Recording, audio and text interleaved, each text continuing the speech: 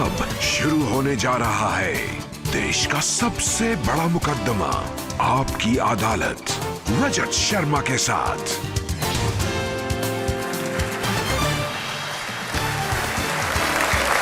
नमस्कार, thank you very much, thank you. बहुत बहुत स्वागत है आपकी अदालत में। तो आइए शुरू करते हैं आपकी अदालत में आज का मुकदमा। आज हमारी मेहमान हैं एक डांसर, एक समाज सेवी, एक प्रवचन देने वाली महिला जो राजनीति में अभी अभी आई हैं। इनके बारे में लोग उत्सुक हैं, जानना चाहते हैं, क्योंकि ये हैदराबाद से बीजेपी की कैंडिडेट हैं लोकसभा के लिए और इनके सामने हैं असदुद्दीन ओवैसी।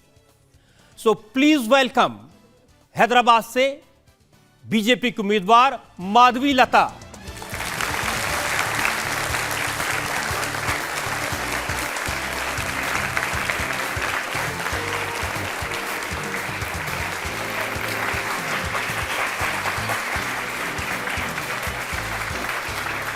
और ये तालियां बजते रहे। मैं आमंत्रित कर रहा हूं आपकी अदालत में हमारी आज की जज की। हमारी आज की जज बहुत खास हैं, पूरी दुनिया में अपने क्लासिकल डांस के लिए फेमस हैं। इन्हें पद्म विभूषण से सम्मानित किया गया है। ये भरतनाट्यम और ओडिशा शैली की गुरु हैं। Please welcome Sonal Mansingh.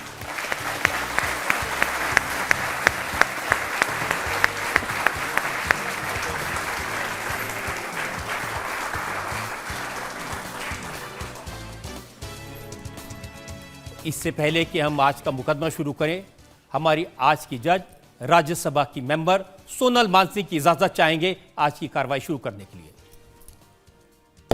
कार्रवाई शुरू की जाए। और इससे पहले कि मैं इल्जाम लगाऊं माधवी लता पर, एक नजर डालेंगे माधवी लता के पॉलिटिकल करियर पर, इनके सामाजिक कामों पर। हैदराबाद की रहने वाली माधवी लता जबरदस्त ऑरेटर हैं, भरतनाट्यम डांसर हैं, पेंटर हैं, सिंगर हैं। आजकल पूरे देश में माधवी लता की चर्चा है क्योंकि ये हैदराबाद से असदुद्दीन ओवैसी के खिलाफ चुनाव लड़ रही हैं। लोकसभा के लिए बीजेपी की उम्मीदवार माधवी लता ने उस सीट पर चुनौती स्वीकार की है जहां ओवैसी परिवार का पिछले 40 साल से कब्जा है। This time he's shaken. He's shaken to the extent that he's changed his language. भाई, आप भाषा बदल दिए हो। आप पूरे दुनिया को दिखा रहे हो कि डर शुरू हो गया है। जंग तो इसके पहले ही शुरू हो गया है। माधवी लता हैदराबाद में एक हॉस्पिटल की चेयरपर्सन हैं, कई चैरिटेबल ट्रस्ट चलाती हैं। माधवी लता एक जानी पहचानी सोशल एक्टिविस्ट हैं जिन्होंने हैदराबाद में हेल्थ कैंप लगाए, टॉयलेट्स बनवाए, स्वच्छ भारत अभियान चलाया, गर्ल्स एजुकेशन के क्षेत्र में काम किया, लेकिन उस काम में भी उन्हें लड़ना भिड़ना पड़ा। ये डेमोक्रेसी नहीं है भाई, ये तो ब्रिटिश रूल से भी बदतर है, या मुगल के औरंगजेब के रूल से भी बदतर है। लगता दोनों मिल गए यहाँ पर। माधवी लता सनातन धर्म पर धारा प्रवाह बोल सकती हैं। उनके प्रवचन भी मशहूर हैं। इनके गाए भजन सुनकर लोग भक्ति में डूब जाते हैं। अम्मा महाशक्ति, दुर्गा महाशक्ति, अम्मा महाशक्ति, दुर्गा महाशक्ति। हैदराबाद के निजाम कॉलेज से ग्रेजुएट और उस्मानिया यूनिवर्सिटी से पॉलिटिकल साइंस में एमए, माधवी लता आपकी अदालत में अपनी पैरवी खुद करेंगी। तो आइए शुरू करते हैं आपकी अदालत में आज का मुकदमा। माधवी लता जी, आप नई हैं, राजनीति में अभी अभी आई हैं, तो मैं चाहता हूं कि आप एक बार कसम खा के कहें, आपकी अदालत में जो कहेंगी सच कहेंगी, सच के सिवा कुछ नहीं कहेंगी। मैं अपने काशी विश्वेश्वर के नमन करते हुए कहूंगी, नमस्ते गस्तु भगवन् विश्वेश्वराय महादेवाय त्र्यंबकाय त्रिपुरांतकाय त्रिकाग्निकालाय कालाग्निरुद्राय नीलकंठाय मृत्युंजयाय सर्वेश्वराय सदाशिवाय श्रीमन्महादेवाय नमः। हे शंकर भगवान, मुझसे वही कहलाना जो सच है, जो सच है, जो सच मात्र है। जब आपने वादा किया है और भगवान का नाम लिया, तो आइए शुरू करते हैं आज का मुकदमा। आपकी अदालत में पहला इल्जाम माधवी लता। आपकी अदालत में हैदराबाद से बीजेपी उम्मीदवार माधवी लता पर आरोप है कि ये लाइफ में डबल रोल प्ले करती हैं। अब माधवी जी, आप राजनीति में नई नई आई हैं, अभी आपका मंत्रोच्चार सुना तो आपका एक रूप देखा, आपके बारे में जानकारी हासिल कर रहा था तो मुझे लोगों से पूछना पड़ा। हैदराबाद में एक फिल्म स्टार है, उनसे मैंने पूछा तो उन्होंने कहा कि भाई संभल के रहना, ये फ्लावर नहीं फायर है। मैं तो माता रानी का अनुष्ठान करती हूँ और जहाँ तक मैंने अपने जीवन में देखा है, माता रानी एक सीधी सादी मंगल गौरी और पार्वती बनकर भी बैठती है, पति का सेवा भी करती है, बच्चों का लालन पालन भी देखती है, जरूरत पड़ा तो महिषासुर मर्दनी भी बनती है। वो फ्लावर भी है, फायर भी है साहब। हम वही हमारे रोल मॉडल है। देखिए, अभी हमने हैदराबाद में देखा 50% गलियां ऐसी है जहां पर लोग नहीं जाते, आप वहां भी घुस जाती हैं, तो डर नहीं लगता है? सब मेरा जन्म देने वाला भी भगवान है और मुझे मृत्यु देने वाले भी भगवान में, बीच में ये लोग कौन है? जब भगवान स्त्री का जन्म देते हैं तो मातृत्व उनके अंदर इसीलिए भर भर कर देते हैं ताकि वो लोगों की पीड़ा समझ सके, एक माँ बनकर। और एक माँ अपने बच्चों के लिए जब कुछ करना चाहती है, शेरनी तक नहीं कतराती है अपने बच्चों को खाना खिलाने के लिए। ये लोग कौन है साहब हमको रोकने वाले, दर्द और गरीबों की मदद करने के लिए? डर तो मैं जानती नहीं। आप जहां पहुंचती हैं तो लोग भागते हैं कि अम्मा आ गई, गुंडे भागते हैं और पुलिस भी डरती है। अभी एक ऐसा किस्सा हुआ था, चंगी चरला बोलकर एक जगह है।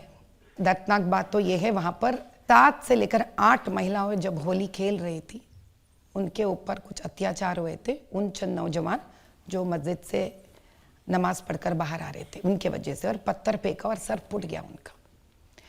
ये मुझे सुनने आया, मैं निकल रही थी तो किसी मुझसे कहा, अम्मा ये तो आपके कॉन्स्टेंसी नहीं है। तो बोले ऐसा भी कुछ चीज़ होते हैं इस दुनिया में कि आपका कॉन्स्टेंसी नहीं है इसलिए आप किसी का मदद नहीं करोगे? मैं बोली वो मेरे कौम की है, वो औरत है, मैं औरत हूँ, मैं जाऊँगी। इस बात को लेकर मैं जब निकल पड़ी, तकरीबन 3.5 किलोमीटर तक मेरा गाड़ी पहुँचा तो पुलिस मुझे रोक दिए। मुझे देखते ही सारे गाड़ियाँ निकल रहे थे, एकमात्र मेरे गाड़ी रोक दिए वो लोग। मैं पूछी भाई ऐसा क्या है, आप मुझे क्यों रोके? तो वो लोग कहते नहीं आप नहीं जा सकते हो। आप सुनिए, आप नहीं जा सकते हो। मैं बोली ऐसा कहीं लिखा है? पर ऐसा क्या बात है जो मुझे नहीं जाने देते? तो मैंने बताया ठीक है, 4 पहियों का गाड़ी तो आप रोक लिए, अभी 2 पहियों का गाड़ी तो आप नहीं रोक नहीं सकते। तो मैं निकल पड़ी रोड पे, मेरे साथ ही निकल पड़े। मेरे पीछे 10 पुलिस भागने लगे। मैं बोली भागने दीजिए, थोड़ा चर्बी कम हो जाएगी, कुछ फर्क नहीं पड़ेगा। फिर बाद में बोले अम्मा प्रणाम, अब गाड़ी लेके निकलो, क्योंकि रोड पे हमको चाहने वाले रुक गए थे तो डर गए थे लोग, और हमारा गाड़ी निकल गई, बैठ के हम आगे बढ़े। और जिस जगह पे ये चंगी चरला का हादसा हुआ था, हम अंदर जाना चाह रहे थे, बैरिकेड डाल दिए। मुझे देखते फिर 15 पुलिस आ गए वहां पर। तो सामने से युवा आ रहे थे, थके कि कुछ कर नहीं पा रहे थे वो लोग। जैसे मुझे देखे, अरे अम्मा आ गई रे, द काइंड ऑफ वो लोग चिल्ला के, इतना हिम्मत आया उनमें। तो पुलिस कह रहा था यहाँ कुछ नहीं बात कर सकते। तो एक नौजवान ने कहा मुझे देखकर, अरे वहां पे बात नहीं करना, यहाँ पे भी बात नहीं करना, कब तक चलेगा आपका जुल्म?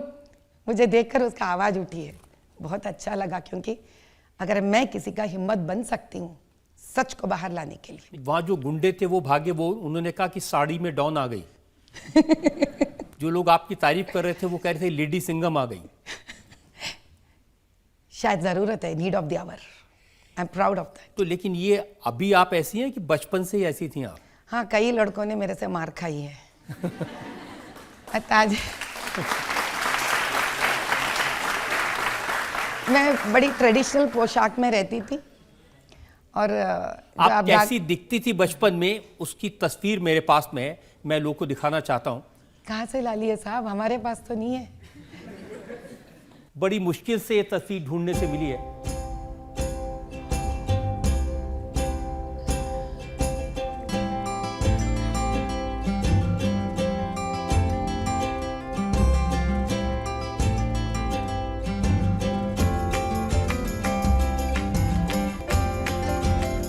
ये आपकी अलग अलग वक्त की तस्वीरें हैं। एनसीसी कैडेट थी तब की भी तस्वीर है और बचपन की बिल्कुल छोटी थी तब की तस्वीर है।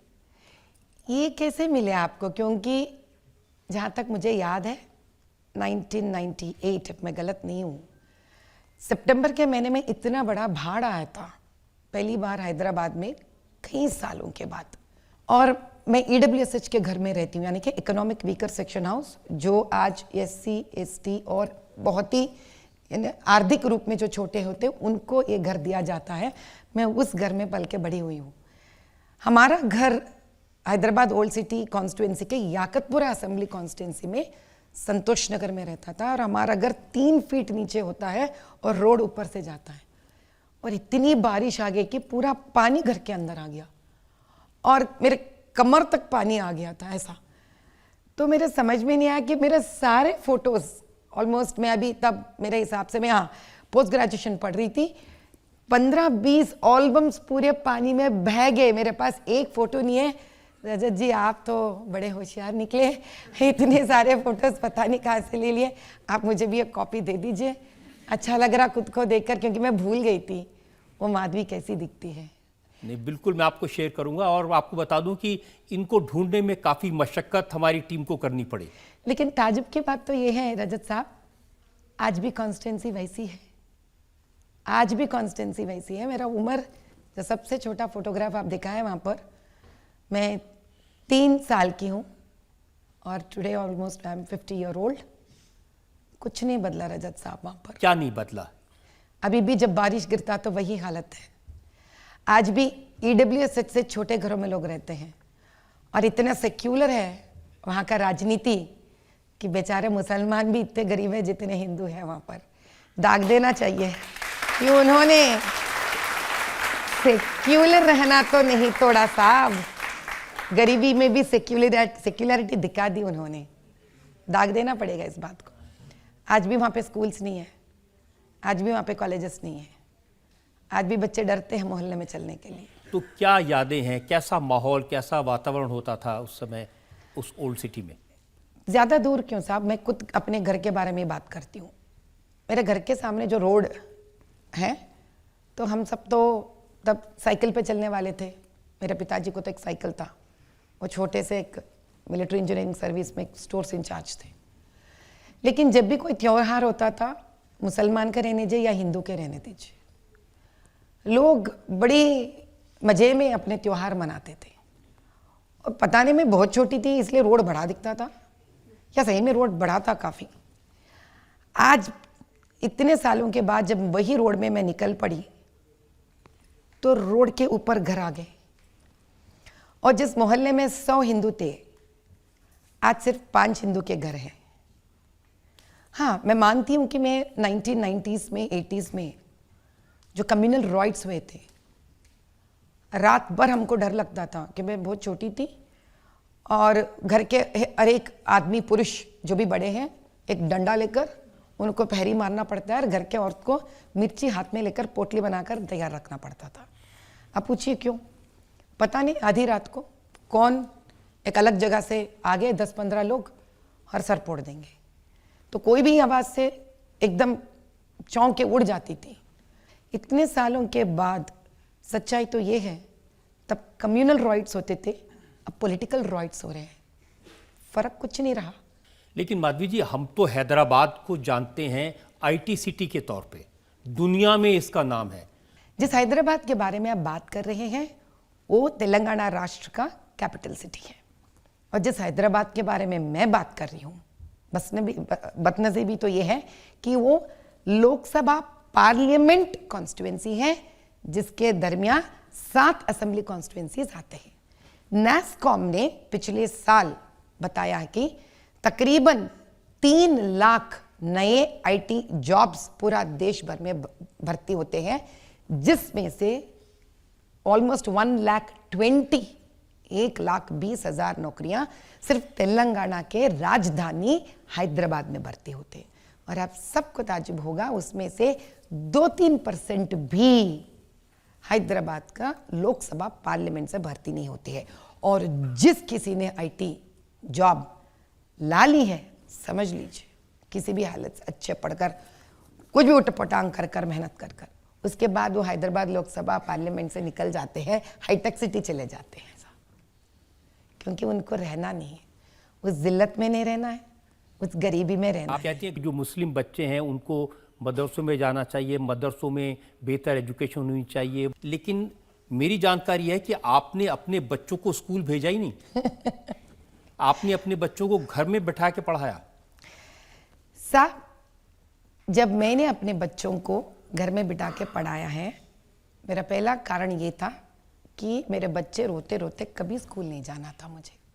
जब बच्चे हंसते खेल सकते हैं, हंसते हंसते कैडबरी खा सकते हैं, हंसते हंसते सिनेमा देख सकते हैं, कार्टून देख सकते हैं, तो हंसते हंसते बताइए पढ़ाई क्यों नहीं कर सकते। मैं 25-30 साल तक टीचर रह चुकी हूँ, तो मुझे हर वक्त ये सवाल था कि बच्चे हंसते हुए क्यों नहीं पढ़ सकते। और मैं जिस क्लास में भी जाके पढ़ाई करवाई बच्चों से, एक भी बच्चा आज तक रोया नहीं है। और दूसरी बात मदरसों का आता है तो उनके माँ बाप कहाँ इतने पढ़े लिखे हैं साहब, अगर होते तो आज क्या ये हालत होती। मदरसा में बच्चे इसलिए जाते हैं कि उनके माता पिता कम से कम 5वीं कक्षा और 6 कक्षा भी नहीं पढ़े हुए रहते, 6वीं कक्षा। तो मेरा जो ये एग्जाम्पल है साहब, काश वो उन मदरसों के बच्चों की ज़िंदगी में होती तो सबसे पहले मैं ही खुश रह जाती। उन मदरसों को जो चलाने वाले लोग हैं, जिन मुस्लिम महिलाओं के पास आप बार बार मिलने जाती हैं, वो लोग कहते हैं कि ये माधवी लता हमारे यहाँ आकर के महिलाओं को भड़काती हैं उनको कहती हैं घरों से बाहर निकलो। अच्छा। आप उनको कहते हैं कुछ काम करो। वो आप उनको कहते हैं बच्चे पैदा मत करो। साहब, मैं आपके 3 सवालों का इसी सीक्वेंस में जवाब दूँगी। पहली बात तो यह है, जिन मदरसों को मैं खाना भिजाती हूँ, मेडिकल कैंप्स फ्री में करवाती हूँ, उनको दवाइयाँ फ्री में देते हैं हम लोग, और उनको रोज़ा के टाइम पे, इफ्तार के टाइम पे भी हम खाना भिजाते हैं, ब्लैंकेट्स देते हैं, कपड़े सिलवाते हैं, रेफ्रिजरेटर्स देते हैं, अलमारियाँ भिजाते हैं। लेकिन आप चौंक जाएंगे जब ये लोग हमसे कहते हैं माँ ये सब कर रहे हैं, लेकिन कहीं भी मत बताना हमारा मदरसा का नाम क्या है और हमारे बच्चे और हम कैसे दिखते हैं, क्योंकि हम मोहल्ले से हमको डरावनी चेतावनी आते हैं कि खबरदार आप बाहर से किसी से कोई मदद लिए। एक तरफ की सच्चाई ये है। और कोई मौलाना साहब भी है तो ऐसे है कि कहते हैं कि अगर आप में से कोई आएंगे यहाँ पर तो आपके टांग तोड़ देंगे। मेरे ही टीम मेंबर्स को बोलते वो बात, चुपचाप आप देना है, चुपचाप आपको वहाँ से निकलना है। अब आपकी दूसरी बात पे हम आएंगे कि हम औरतों से ये नहीं कहते आप बच्चे पैदा मत करिए, हम ये कहते हैं उनसे आप कितनी भी बच्चों को पैदा करिए, पांडवों को पैदा करिए, कौरवों को पैदा मत करिए, कहते हैं हम साहब उनसे। हम ये कहते हैं उनसे कि आप बच्चों को भी पैदा करें, लेकिन उनको खाना नहीं दे रहे आप, उनको कपड़ा नहीं दे रहे आप, उनको पढ़ाई नहीं दे रहे आप, तो देश के लिए किसको दे रहे आप? क्योंकि सिर्फ एक माँ ही जान सकती है कि और एक माँ की दर्द कि माँ आप बच्चों को पैदा करो लेकिन देश के लिए नाज बनाइए उनके। एक छोटा सा बच्चा जिसको पता तक नहीं है उसने क्यों इस धरती पे आया है, वहां तक उसकी जिंदगी चली जाती है जहां पीछे पलट के मुड़ने के लिए थोड़ा भी गुंजाइश नहीं बच जाती है। बस ये बात सिखाती मैं औरतों को। जब आप ऐसी बातें कहती हैं तो वहाँ के लोग कहते हैं ये हैदराबाद को बदनाम कर रही हैं, ओल्ड सिटी को बदनाम कर रही हैं। वहाँ की लड़कियों के बारे में आप कहते हैं यहाँ तो सिर्फ लड़कियाँ बेची जाती हैं। साहब, एक 15 दिन की पहले की बात है, एक लड़की मिडिल ईस्ट से अपने मम्मा को, अपने वालिदा को फ़ोन करी थी हैदराबाद को, मम्मा आप अभी दावत दे दीजिए वहाँ पर, अगर पैसे हैं तो आपकी बेटी को 18 बार शादी हुई है। ये सच्चाई है साहब। 16 साल की लड़की को एक 70 साल की इंसान से शादी होता है अरब से। क्या लड़की अपनी घर की लड़की भी लड़की नहीं होती? ये मज़हब कहाँ से आया साहब? लड़की तो सभी की लड़की होती है। मेरे भी 2 लड़कियां हैं, मजाल किसकी को ऐसा करे। मैं ये समझाती हूँ उस औरतों को मैं अपनी लड़की को 21 साल तक शादी ना करूं? मैं अपनी लड़की को इतना अच्छा पढ़ा के बड़ा करूं? एक माँ और एक माँ के बीच में ये मज़हब नहीं आता साहब। सिर्फ लड़की प्यार, अच्छे ससुराल में जाए, एक शानदार एक इज्जतदार लड़के से ब्याह करवाए, पढ़ी लिखी हो और उनकी घर गृहस्थी अच्छी बसे। बस यही हम प्रार्थना करते हैं भगवान से। और आप चौंक जाते हैं, ऐसा बहुत सारे गलियां हैं, गरे हैं जो पसमंदे के हैं, जिनकी आवाज़ 4 दीवारों से बाहर नहीं निकलती है, जो गरीबी में दलदल में 2 बार 3 बार 4 बार शादियां करवा देते हैं, क्योंकि वो पैसों से पीछे 8 या 7 बच्चों की खाना मिलती है उनको। तो कई लड़की बिक जाती है साहब किसी घर में खाने लाने के लिए। आप जब इस रूप में आप बिंदी लगा के, रुद्राक्ष पहन के, मांग में सिंदूर भर के मुस्लिम इलाकों में जाती हैं, उन गलियों में जाती हैं, तो घुसने देते हैं आपको? 8 साल से मैं खास कर इसी मुसलमान के गलियों में काम कर रही हूँ। मैं एक बार भी, सच्चाई आज मैं बयान कर रही हूँ, एक बार भी एक मुसलमान औरत या परिवार मुझसे ये नहीं कहा कि आप कैसे आ सकते हैं, ऐसे नहीं आ सकते। हाँ, अब मुझे सच बात करना पड़ेगा। हमारे प्यारे असद जी के लोग आते थे हमारे राशन का थैलियाँ ढूंढने के लिए। कौन है हिनू, कहाँ से आए नू, क्या कर रही है सब, क्यों कर रही है सब। और अक्सर मेरे ड्राइवर्स डर जाते थे, क्योंकि सिर्फ मेरे साथ 2 या 3 लोग आते थे मेरे साथ काम करने के लिए। और जब भी मैं इनके पास जाती हूँ, इन औरतों के पास, उनके दर्द समझने के लिए, उनके दुख समझने के लिए, मैं खाली हाथ नहीं जाती हूँ। 1 महीने का राशन लेके जाती हूँ, क्योंकि मुझसे मिलने के बाद कोई माँ अपना घर खाली हाथ नहीं जाना चाहिए। बस इसलिए वो बच्चे को खाना मिले, मैं लेके जाती हूँ। जनता में से हम सवाल पूछना चाहते हैं, कोई लोग सवाल पूछना चाहते हैं? हैदराबाद के गुंडे और जितने भी लोग होते हैं वहाँ पे जो गुंडागर्दी करते हैं, उनसे लड़ने की हिम्मत आप में कहाँ से आती है? ये मेरी हिम्मत अकेली का नहीं है। इतने सालों से जो हिंदू और मुसलमान दोनों एक ही तरह से लड़ते आए, मैं उनसे तो महान नहीं हूँ बच्चा। वही शायद मुझे हिम्मत दिए है। अगर यही सोचते जाएंगे इंसान, तो क्या आज हम स्वतंत्र भारत देश में ऐसे बैठे हुए दिखते? किसी ना किसी को आगे बढ़ना चाहिए।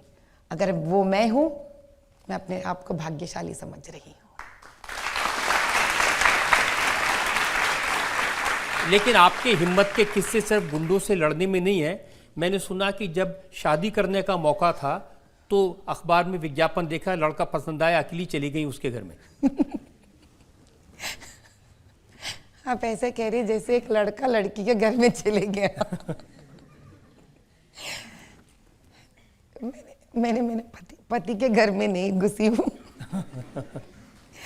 हाँ, जब उन्होंने विज्ञप्ति डाले थे, he is an IITian from Chennai, बड़े इंटरेस्टिंग ऐड डाले थे उन्हें शादी के बारे में। और मुझे 25 साल आ गई थी और मैं शादी नहीं कर रही थी। मेरे पापा थक गए थे मेरे लिए लड़का ढूंढते ढूंढते, क्योंकि बहुत लंबा चौड़ा लिस्ट था, मेरा भी कुछ कम नहीं था। सबसे पहला ये था कि वो दहेज नहीं लेना है और उन्होंने खुद आके उनके खर्चे से मुझे शादी करके लेके जाना है। मैं बोलती अरे पूरे वेद बोलते हैं महालक्ष्मी को घर ला रहे, तो महालक्ष्मी खर्चा करके थोड़ी किसी का घर जाती है। खर्चा तो वो करना चाहिए ना महालक्ष्मी को लेके जाने के लिए। और भगवान की दया ऐसी हुई, ऐसा लगता है स्वयं काशी के विश्वेश्वर स्वयं आ गए, क्योंकि मेरे पति का नाम भी विश्वनाथ शर्मा जी है।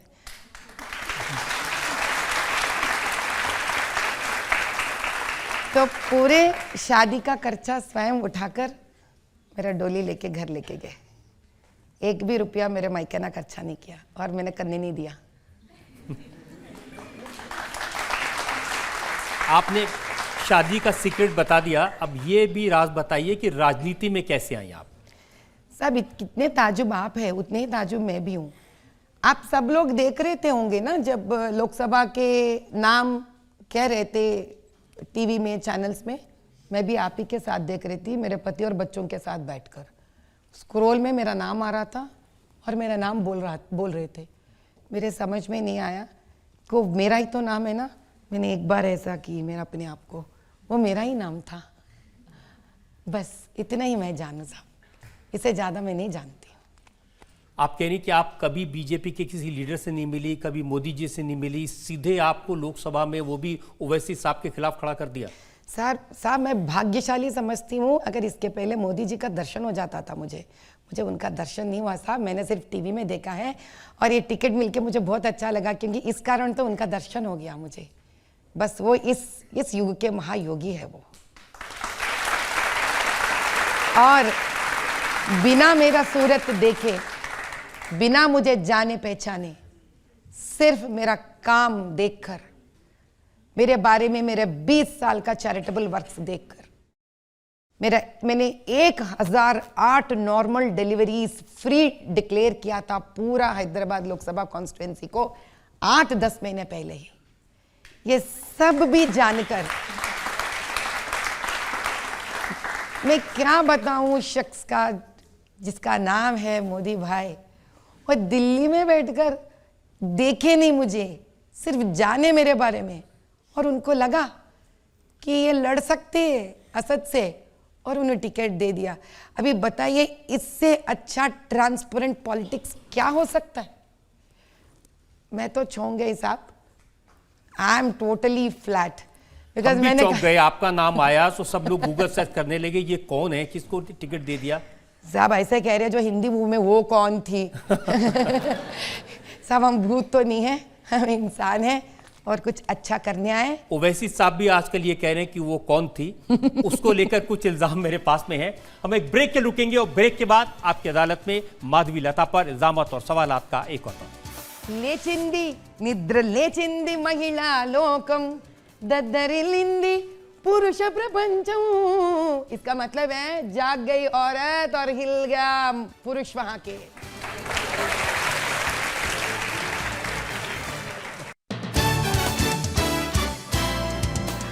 Welcome back. आपकी अदालत में आज हमारी मेहमान एक सरप्राइज गेस्ट हैं, नाम है माधवी लता। माधवी लता पर अगला इल्जाम। आपकी अदालत में हैदराबाद से बीजेपी उम्मीदवार माधवी लता पर आरोप है कि ये ओवैसी साहब के पीछे पड़ गई हैं। अब देखिए माधवी जी, जुम्मा 4 दिन आपको राजनीति में आए हुए हैं और आप उस आदमी को पकड़ रही हैं जो 40 साल से जिनके परिवार का हैदराबाद की सीट पर कब्जा है, उनको कोई हिला नहीं सकता है। 3 लाख वोट से जीते थे वो पिछली बार। हाँ साहब, अगर हमारे पास भी ऐसे बोगस वोट्स होते हैं तो हम तो 4000 साल जीतते ही चले जाएंगे ना साहब। क्या करें, हमारे पास तो बोगस वोट्स है ही नहीं है। जिसके पास 6,20,000 बोगस वोट्स है, एक एपिक नंबर आप टाइप करोगे तो उस एपिक नंबर के दौरान इलेक्शन साइट पे आप 2 जगह वोटर आईडीज पाओगे साहब, चंद्रायण गुट्टा, याकुतपुरा, चारमीनार। ऐसा 1,60,000 वोट्स है उनके पास। तो आप कह रहे हैं कि वो बेईमानी से जीतते हैं? हाँ जी, बिल्कुल कहूंगी मैं ये बात, कतई नहीं डरूंगी।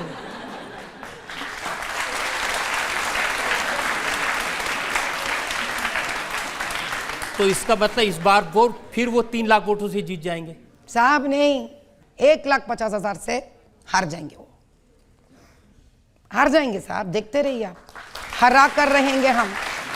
माधवी जी, ओवैसी साहब के बारे में लोग कहते हैं कि वो बैरिस्टर हैं, वो चाहते तो बड़ी ऐशो आराम की जिंदगी जी सकते थे, लेकिन वो गरीब के लिए, मजलूम के लिए काम कर रहे हैं।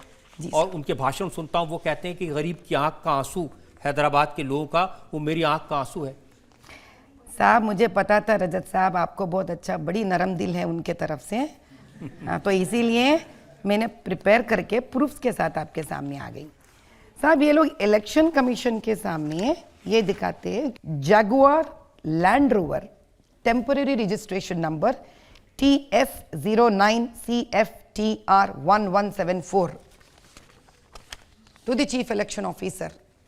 इसमें लिखा हुआ है, जिसमें असदुद्दीन जी का नाम लिखा हुआ है इन द ब्रैकेट। कहानी सिर्फ शुरू हो रही है, मजा अब आएगा, मजा अब आएगा। ये अंडर रजिस्ट्रेशन आप देखिए, Kings radio EXIM private limited के नाम पर यही गाड़ी रजिस्टर्ड है। अब और एक बात दिखाएंगे आपको फटाफट, ये है वो किंग्स जिन पे आईटी राइड्स हुए घर पे, Hyderabad based real estate firm के लोग हैं ये लोग, जिन पे ईडी राइड हुआ है। और स्वयं इनकम टैक्स कहती है the income tax department suspects that a large amount of unaccounted money is being provided to a political party through businessman.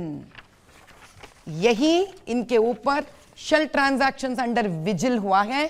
साफ साफ यहां कहते हैं Shahnawaz of Falaknuma is the businessman who has floated King Radio Exim, जिनका नाम RTA में अपना road transport उसमें जागवार के लिए है। वही गाड़ी असदुद्दीन जी इलेक्शन कमीशन को सबमिट करते हैं, ये मेरा गाड़ी है। आपने लिंक समझ लिया है। अब यही किंग्स कॉलोनी लेआउट के शास्त्रीपुरम में पूरा किंग्स लेआउट किए थे यही लोग जो गलत काम कर कर पैसे कमाते हैं। और शास्त्रीपुरम में असद जी का 7 एकड़ मंजिल है।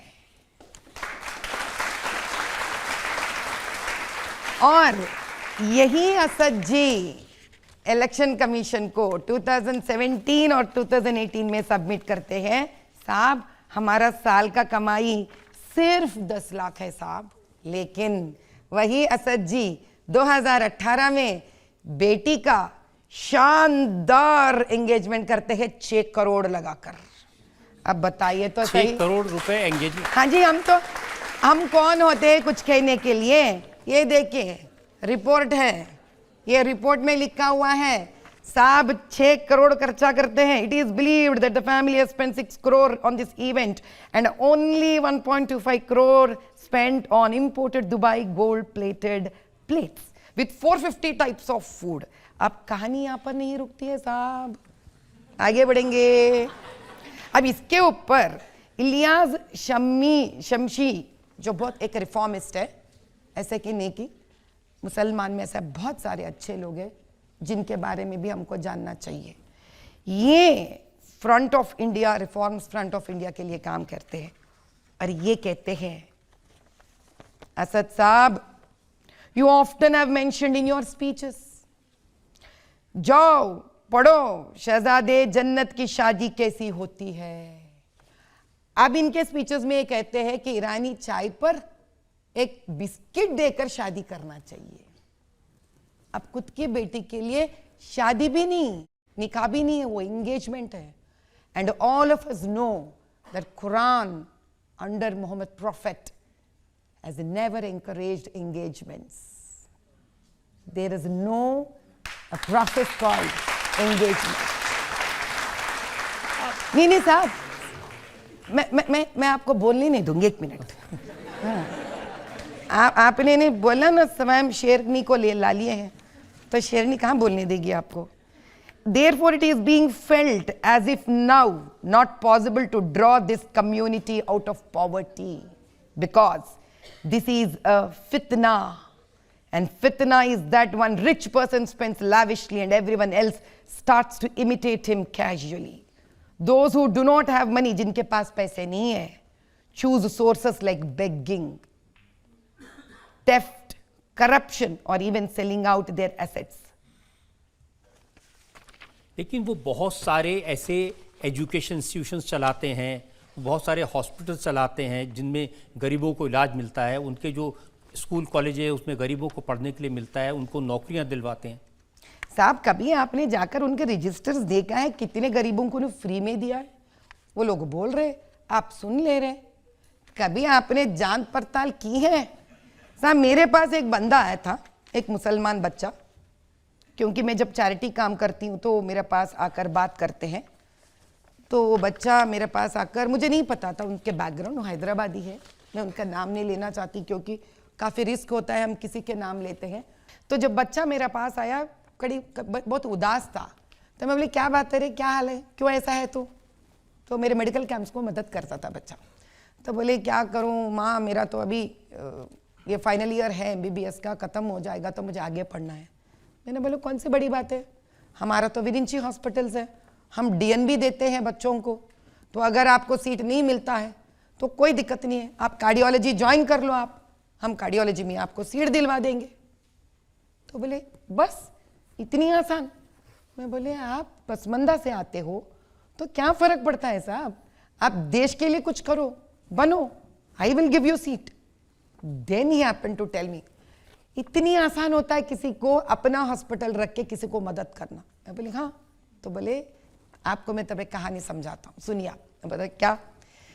जब वो मेडिसिन सीट पढ़ना चाह रहा था, वो अपने अब्बू के साथ असद जी के पास गए और बोले असद जी बड़े भाई मुझे मेडिकल सीट दिला दीजिए, मैंने एमसेट पास किया है लेकिन बहुत बड़े नंबर से पास किया है, मुझे गवर्नमेंट में सीट नहीं मिलेगा, आपके डेक्कन मेडिकल कॉलेज में मुझे सीट दे दीजिए। तो उसने बताया कि 60-70 लाख होगा। तो उन्हें बोले उतना नहीं दे सकता साहब, 31-40 तक मैंने अरेंज कर लिया, तेरे को कहीं को रहे पढ़ाई MBBS का, तो जा शॉप खोल के शॉप में बैठ के काम कर ले। तो this is the truth of Hyderabad. क्या करे साहब, असद भाई के दो तरीके। आप बोले ना पहले मेरे बारे में इंट्रोडक्शन, 2 टाइप्स साहब, असल तो 2 टाइप्स असद भाई है। जो बाहर उनके आप उर्दू स्पीचेस को अगर कोई भी थोड़ा भी मेहनत कर कर उनके उर्दू स्पीचेस को ही सुनने की कोशिश करेंगे, तब आप बताइए कौन से बढ़िया पार्लियामेंटेरियन है वो। जब से आपने इस तरह की बातें उनके बारे में कहनी शुरू की हैं, मैं सुन रहा था लोग कह रहे हैं कि जब से आई माधवी लता असद भाई लापता।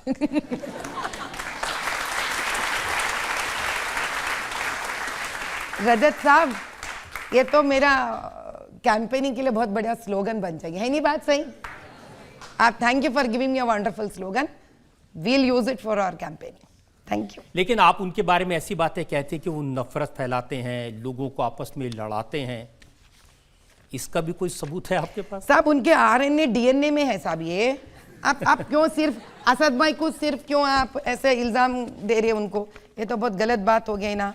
मैं आपको बताती हूँ, उनके दादाजी अब्दुल वहीद दादाजी जो है, he was arrested on May 14th, 1958 under the orders issued by the Hyderabad police a day earlier under section 3(1) with the subsection 2 of the Prevention Detention Act 1950.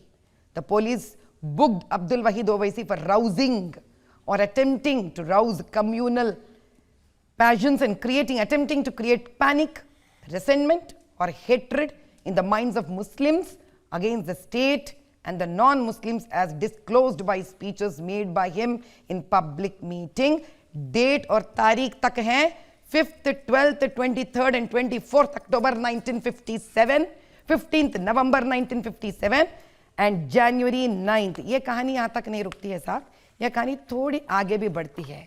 अब इनके वारिस अकबरुद्दीन जी ये कहते हैं, मजलिस इत्तेहादुल मुसलमीन रईयों और मुसलमानों की जमात है, ये हिंदुस्तान के तोपों के सामने अपने सीने को पेश करने वाले रजाकार है। वैसे तो अकबरुद्दीन ने 2-3 गोलियां खाई है, लेकिन हमारे दादा पर दादा तो हिंदुस्तान के तोपों के सामना की है। अभी भी वो मजलिस है और रहेगा। क्या बात है ये। और इमीडिएट अकबरुद्दीन भाई कहते हैं, रजाकार पाकिस्तान भाग गए, वफादार यहां रह गए, तो कासिम नजवी के वफादार रह गए यहां पर। बताइए साहब, किसके वफादार रह गए यहां पर? किसके वफादार रह गए यहां पर जो कहते हैं ये लोग अकबरुद्दीन जी कि हम रजाकार हैं? लोगों को आंखें खोलना पड़ेगा। वो कह रहे हैं कि एक बार खड़े होकर मैं बोला था 15 मिनट तो पूरा हिंदुस्तान हिल गया था। अभी May 13 को जो हमारे इलेक्शंस आने वाले हैं, अब दुनिया हिलेगा या अकबरुद्दीन का गढ़ हिलेगा, हिला कर दिखा देंगे साहब हम।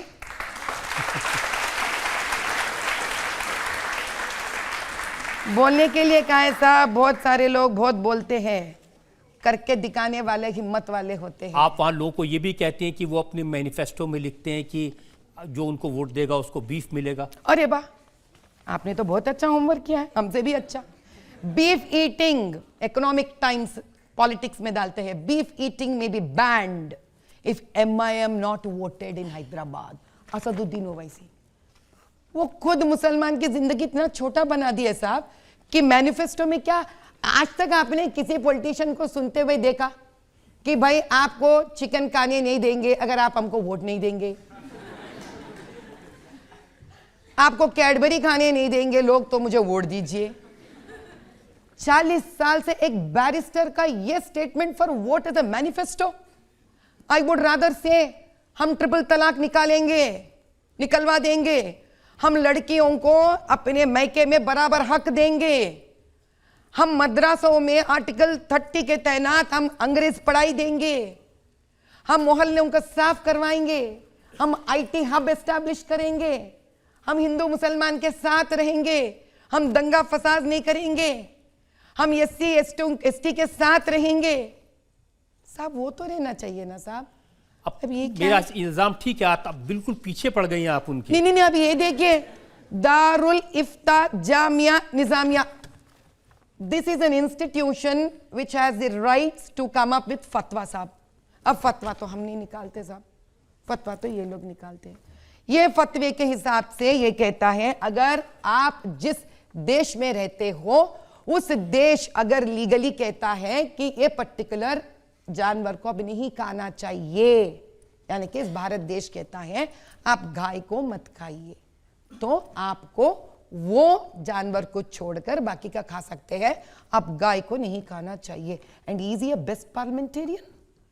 Is he who even doesn't follow fatwa and who provokes Muslims not for their development?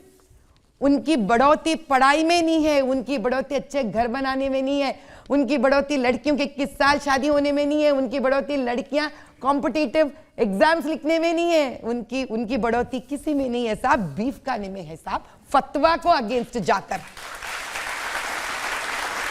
अब देखिए साहब ये वाला सफेद टोपी डालकर, मूछी मुंडवाकर, छोटे पैंट डालने से कोई मुसलमान नहीं बनते साहब। हमारा मोदी साहब असल इस्लाम के बारे में बात करे जब 99 नाम जो अल्लाह के हैं, उर रहमान रहीम जो कहता है कि दयालु और दया गुणवान है अल्लाह, ऐसा है एक मजहब इस्लाम जो सिर्फ प्यार करना जानते हैं, वो है हमारे मोदी साहब जो ट्रिपल तलाक को निकालकर मजहब ना देखते हुए एक औरत के आंसू का कदर क्या हुआ।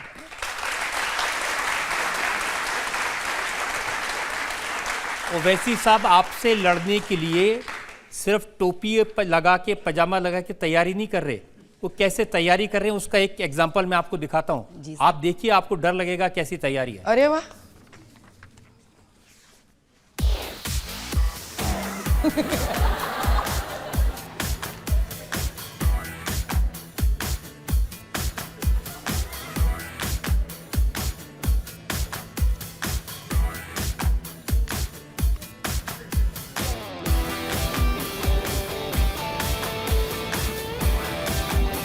अब देखिए ये रूप देखने वाला है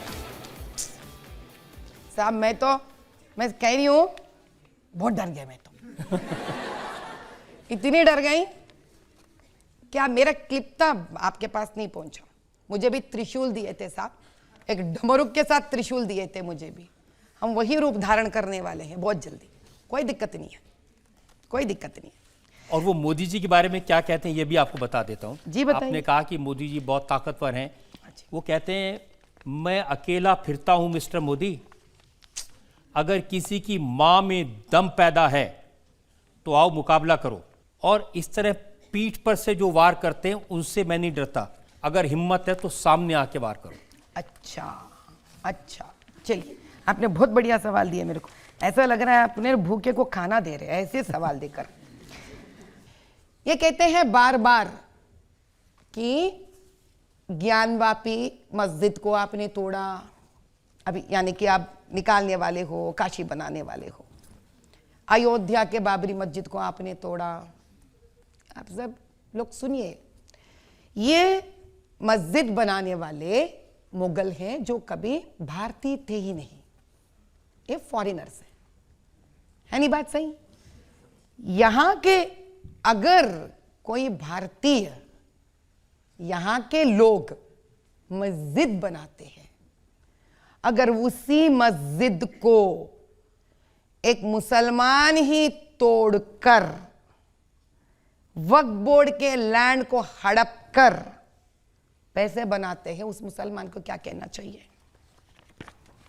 ये लीजिए, I give you a proof. Mosque sacrificed for money. Nefarious deals between corrupt politicians, officials and accused. So-called gentlemen too enter into secret deals at the cost of Qutub Shahi Mosque. And ये कहता है साफ साफ, MBT leaders staged agitations. MBT वाले agitations करे. MBT is another political party in Hyderabad, Mussalman party which has fought with these people, with AMIM, demanding severe punishment for the people responsible for the demolition of the mosque. ये ऐसा एक बना, ये हैदराबाद में है, जो mask को ये लोग तोड़कर प्राइवेट पार्टी से हाथ मिलाकर ये लोग they have made a very big apartments बनाए ये लोग यहाँ पर, जिसमें it is very very clearly told that it happened because, ये हुआ क्योंकि the all India Majlis Ittehadul Muslimeen AIMIM did not evince any interest, कोई दिलचस्पी नहीं दिखाई, as the people involved in demolitions were very close to MIM. खुद के लोग ही इसको तोड़कर पैसे बनाए. अब बताइए कौन से मस्जिद के बारे में बात कर रहे हैं अयोध्या में, जहां यहां की अपने प्रधानमंत्री मोदी साहब बढ़िया मस्जिद बनाने का भी वहां पे उन लोगों को इंतजाम किया है. I'll give you one more example साहब. जो हैदराबाद के शमशाबाद के एयरपोर्ट बना है, वो एयरपोर्ट एक मस्जिद को तोड़कर कांग्रेस के गवर्नमेंट के टाइम पर MIM से जुड़कर उनके 1000 एकड़ लेकर बनाए, जिसमें अकबरुद्दीन साहब पहले, असदुद्दीन साहब बहुत फड़फड़ाए, फिर बाद में चुप हो गए. लेकिन आज तक ये लोग बाबरी मस्जिद के बारे में बात करते हैं, उन मुगल जो कभी इस देश के थे ही नहीं. माधवी जी, आप बीजेपी में नई नई आई हैं, आपको पता नहीं, लोग कहते हैं कि ओवैसी साहब बीजेपी की बी टीम है, आप उनके खिलाफ इतना बोले जा रही हैं. रजत शर्मा जी, आपका जो 30 साल आपकी अदालत का तजुर्बा को नमन करना चाहिए. अगर समझते हैं, हर सवाल को सच समझ कर ही आगे बढ़ना चाहिए. समझते हैं कि बीजेपी भाजपा असदुद्दीन का बी टीम है, तो मुझे सीट कैसे दे सकते हैं? मैं तो पोल खोल रही हूं ना साहब, इधर एक एक लेके आकर. मैं कैसे बी टीम हो सकती हूं? मैं हो ही नहीं सकती. Now I put you one more statement. जिस AMIM और राहुल गांधी कांग्रेस के वार करते हैं एक दूसरे के ऊपर, ऊपरी तलीवार, आज आप इंटरनेट खोल के सभी लोग ढूंढिए, हैदराबाद लोकसभा पार्लियामेंट में मेरे अगेंस्ट कैंडिडेट को डिक्लेयर नहीं किया है आज तक. स्टेट लेवल पे भाई भाई कहते हैं ओपन, दोनों AMIM असद जी और कांग्रेस के रेवंत रेड्डी साहब. नहीं, राहुल गांधी तो कहते हैं कि मोदी के 2 यार ओवैसी और KCR. वही तो कह रही हूं ना, 2 यार मोदी जी के, लेकिन इन 2 यारों में KCR तो मामू बांझा बोलकर ओपनली कहते हैं ये लोग. पता है आप लोगों को, मामू हुए KCR, बांझा हुआ अकबरुद्दीन जी, ओवैसी जी. अभी ये मामू बांझा बनेंगे, ये पार्टनरशिप में जाएंगे, यहां तक कि वो लोग अपने रिलीजियस इंस्टीट्यूशंस में ये इंफॉर्मेशन भिजाते हैं कि जहां जहां AIMIM के कैंडिडेट खड़ा नहीं होता पूरे तेलंगाना में, आप कांग्रेस या BRS को वोट दीजिए. रिलीजियसली ये पेपर खुल्लम खुल्ला मस्जिदों में बांटा जाता है. और आप बताइए, ये बी टीम है बीजेपी के. भाई देखिए, उत्तर प्रदेश में ओवैसी साहब ने अपने कैंडिडेट खड़े किए हैं, बिहार में अपने कैंडिडेट खड़े किए हैं, महाराष्ट्र में कैंडिडेट खड़े किए हैं, उन सीटों पर खड़े किए हैं जो मुस्लिम डोमिनेटेड सीटें हैं. मुसलमान का वोट काटेंगे, फायदा मोदी जी को होगा, समाजवादी पार्टी को नुकसान होगा, RJD को नुकसान होगा. जो खुद के कॉन्स्टिट्यूएंसी में मस्जिदें तोड़कर पैसे बनाकर पूरे देश के बेचारे मुसलमान को वो लोग गुमराह कर रहे हैं, ये कौन सी बड़ी बात है साहब? 40 साल के स्कूल में वो लोग PhD कर चुके हैं साहब इसमें. उनका एक ही काम है, गुमराह गुमराह गुमराह करते. अब मैं एक ही सवाल करती हूँ आपसे, मैं उल्टा करती हूँ आपसे साहब. मेरा हक बनता है। क्या पूरे दुनिया में, भारत देश में ये IMIM के अलावा कोई मुस्लिम पार्टी आज तक क्यों जिंदा नहीं है? बताइए, आप बताइए साहब। एक मुस्लिम लीग है केरल में। हाँ, तो कहां वो बाहर? अब तक अभी इनको जाने दीजिए केरल, वो मर जाएंगे वहां पर, तबाह करके रखेंगे उनको भी। देखिए, अगर हैदराबाद की आप सोचें तो हैदराबाद में जिसकी सरकार बनती है, तेलंगाना में चाहे वो BRS की सरकार बने, चाहे वो कांग्रेस की सरकार बने, चाहे वो एक जमाने में TDP की सरकार थी, सब कहते थे ओवैसी साहब का आशीर्वाद लिए बगैर हमारी सरकार नहीं चल सकती, उनकी ब्लेसिंग से चलती है। हाँ, जैसे कि हम लोग भाग्यलक्ष्मी मंदिर जाते हैं ना चारमीनार के पास, हम और अमित भाई हम लोग जाते हैं भाग्यलक्ष्मी देवी का ऐसा नमन करते हैं उनके आशीर्वाद लेने, ऐसे ये लोग असद जी का आशीर्वाद लेते होंगे। असद जी हमारे सर के ऊपर आप हाथ रख लीजिए, इसका मतलब क्या हुआ? पूरा भारत देश में ये लोग मिले हुए हैं। उतना क्यों साहब, मैं आपको ओपन और एक एग्जाम्पल देती हूँ, क्योंकि हम तो बिना कोई होमवर्क करके या बिना कोई प्रूफ के बाहर निकलने वालों में से नहीं है। 2023 असेंबली इलेक्शंस हुए हैं। नामपल्ली एक मुस्लिम डोमिनेटेड कॉन्स्टिट्युएंसी है, वहां पे ठहरे थे फिरोज खान जी, जो कांग्रेस के उम्मीदवार हैं।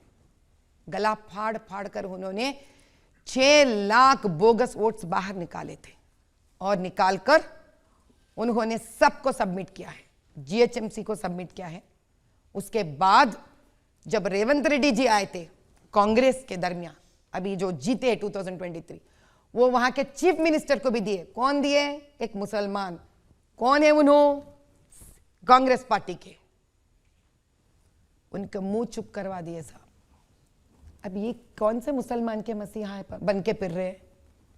ये किसी के मसीहा नहीं हो सकते साहब। तो आपका मुंह तो चुप नहीं करा सकेंगे कभी? हाँ, मेरा तो नहीं करा सकेंगे साहब। जनता में से एक सवाल ले सकते हैं। मैम से मेरा क्वेश्चन है कि मैम, हैदराबाद के जो मुसलमान हैं, तो क्या आपको लगता है कि इस चुनाव में वो असदुद्दीन ओवैसी को छोड़कर आपको वोट करेंगे? मैं आपसे एक बात कहती हूं, क्या जिंदगी सिर्फ वोटों के अलावा कुछ नहीं है? जिन लोग हर पल डर से जीते हैं, एक एग्जाम्पल देती हूं मैं। एक नाम है मोहम्मद पहलवान, जो असद जी के साथ काम करते थे पहले ही। वो पहलवान के नाम से कहला जाते हैं क्योंकि वो दंगल और जो अखाड़ा होता है ना, वेरी ओल्ड स्टाइल के पहलवान है। उनके बेटे और वो एक सोशल वर्कर थे जो असद जी के साथ काम करते थे AIMIM में। वहां के वक्फ बोर्ड के जो लैंड्स है, उसमें एक श्मशान है मुसलमानों का, उसको तोड़कर घर बनाने के चक्कर में पड़ गए थे AIMIM वाले। तो ये दोनों गए और पूछे साहब इसको तो बख्श दो साहब, ये वक्फ बोर्ड का है और अपने कुरान में लिखा हुआ है कि ये गलत है, नहीं करना चाहिए। पहलवान है, लेकिन जाके पूछा ये बात। तब दंगा फसाद हुआ, जिसके अंदर अकबरुद्दीन जी को और ओवैसी जी को बहुत अच्छी तरह से पता है किसको कैसे भड़काऊ बात कहना चाहिए। माँ बहन के गाली देते हैं तो पहलवान साहब थोड़ी चुप बैठेंगे, भैया बताइए। तो बच्चा गुस्से में आ गया, पहलवान साहब वैसे भी ठहरे थे, सतर्क है उन्होंने, लड़का जवान है, नहीं ठहर पाया, अकबरुद्दीन को मार दिया। क्या हुआ? जिंदगी उसमें इतने साल सलाखों के पीछे पड़ गए। अब आम इंसान की बात समझिए साहब, जो छोटे छोटे मदरसा चलाते हैं, पसमंदे घर से हैं, अगर हम ये कहें कि हम ये करेंगे तुम वोट देने के लिए, तब हम में और असद के बीच में क्या फर्क रह गया भैया?